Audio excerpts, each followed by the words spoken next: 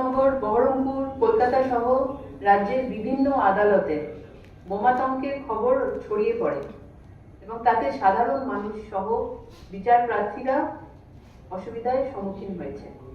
রাজ্য সরকারের তরফে পুলিশ ঘটনাস্থলে দ্রুততার সঙ্গে পৌঁছে যায় এবং ঘটনার তদন্ত চলে এবং তা মিথ্যে প্রমাণিত হয়। আমরা সরকারের তরফ থেকে সকল বিচারক এবং বিচার প্রার্থীদেরকে এই মর্মে আমরা আশ্বস্ত করছি যে রাজ্য সরকার তাদের সুরক্ষার জন্য সর্বোচ্চ প্রাধান্য দিয়ে বিষয়টা খতিয়ে দেখছে। এর জন্যই আপনাদেরকে আজকে ডাকা। এটা আপনাদের মাধ্যমে আমরা সবাইকে জানাতে চাই। এটা নিয়ে আমরা পুরো জিনিসটাকে নিয়ে আমরা কিন্তু ইমিডিয়েটলি স্টেপস নেওয়া হয়েছে এবং যাতে সব জিনিসটা সুষ্ঠুভাবে চলে, কোনো আতঙ্কিত যাতে মানুষ না হয়, সেটার জন্যই আজকের এই প্রেস মিট। আমি অনুরোধ মাননীয় আমাদের মুখ্য সচিব তো যে খুব সংক্ষেপে এক্স্যাক্টলি যে টু দ্য পয়েন্ট কথা আছে আপনাদেরকে বলে দিয়েছেন। এর মধ্যে আর কিছু আমার যোগাযোগ নেই, কি জাস্ট এটাই আছে কি আমরা সবসময় প্রস্তুত আছি। We will take all steps to ensure that all our people in the state সব সুস্থ থাকুক আর সেফ থাকুক, এটা আমাদের সবসময় চেষ্টা থাকবে। Thank you. মাননীয় সিএস ম্যাডাম আপনাদের বলেছেন, ডিজি সাহেবও বললেন, আমাদের কলকাতার ক্ষেত্রে বলতে পারি দুটো কোর্টে, সিটি কোর্ট এবং ব্যাংশন কোর্টে একটা মেল আসে, একটা বোমাতঙ্কের মেল। সঙ্গে সঙ্গে একটু দেরি না করে আমাদের ডিটেকটিভ ডিপার্টমেন্টের bomb detection and disposal squad BDDS তারা যায়, পুরো জায়গায় তল্লাশি চালায় এবং বিচারপতিদের সঙ্গে তারা কথা বলে, তাদের নিরাপত্তার ব্যাপারে আশ্বস্ত করা হয় এবং পুরো তল্লাশির পরে কোথাও কোনো সন্দেহভাজন কিছু মেলেনি।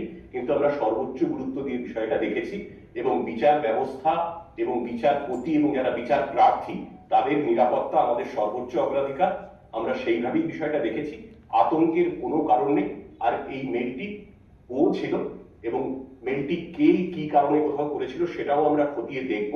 অযথা আতঙ্ক ছড়ানোর যদি চেষ্টা কেউ করে থাকে, কেউ বা তারা করে থাকে, তাদের বিরুদ্ধে সেটাও খতিয়ে দেখে আমরা কিন্তু কঠোর আইনি ব্যবস্থা নেব। হ্যাঁ, আমরা ওটা দেখছি এই মেল কারা করেছিল। মেলের একটা ট্রেল হয়, আমাদের সাইবার ক্রাইম শাখা এবং আমাদের ডিটেকটিভ ডিপার্টমেন্ট দেখছে।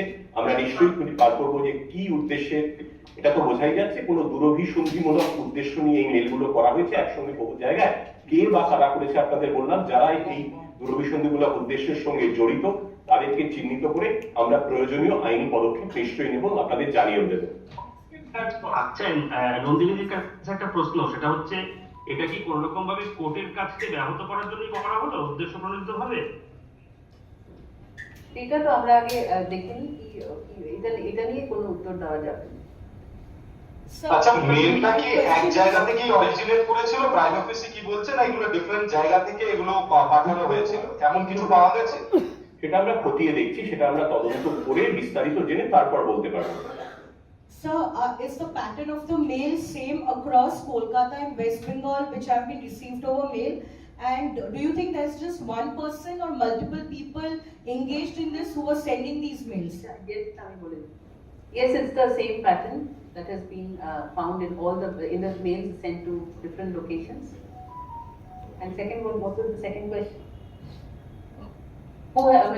Whether it is one sender or others. Yes. But that will be determined in course of investigation. Ma'am, I have a question whether this mail or this fact is anyhow related to delaying the SIR process, as you know that district judges are being involved in that. The district judges are all working right now in their respective areas, and the state government is committed to providing them all security and ensuring that they are able to discharge their functions effectively, because the time is very short for us, and therefore we have assured them of all assistance and all security support from the government.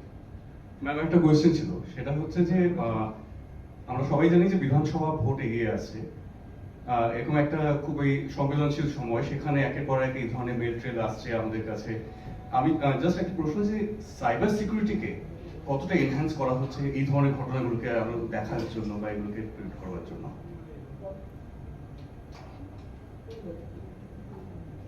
Cyber security আপনারা জানেন, আমাদের cyber crime wing যেটা আছে পশ্চিমবঙ্গে এবং কলকাতাতেও, সেটা অত্যন্ত সক্রিয় এবং যেহেতু সাইবার ক্রাইম ইদানিং বড্ড বেশি বেড়েছে, তাই সেই ব্যাপারে আমাদের সিনিয়র অফিসাররা রাউন্ড দি ক্লক সুপারভিশন করেন। এই মেল ট্রেল ছাড়াও অন্যান্য যেখানে সাইবার অপরাধ হয় সেটা আমরা সক্রিয়ভাবে দেখি, এবং এই ক্ষেত্রেও আমাদের সাইবার ক্রাইম উইং খুব সক্রিয়ভাবে কাজ করছে এই মেল ট্রেলটা খুঁজে বার করার জন্য।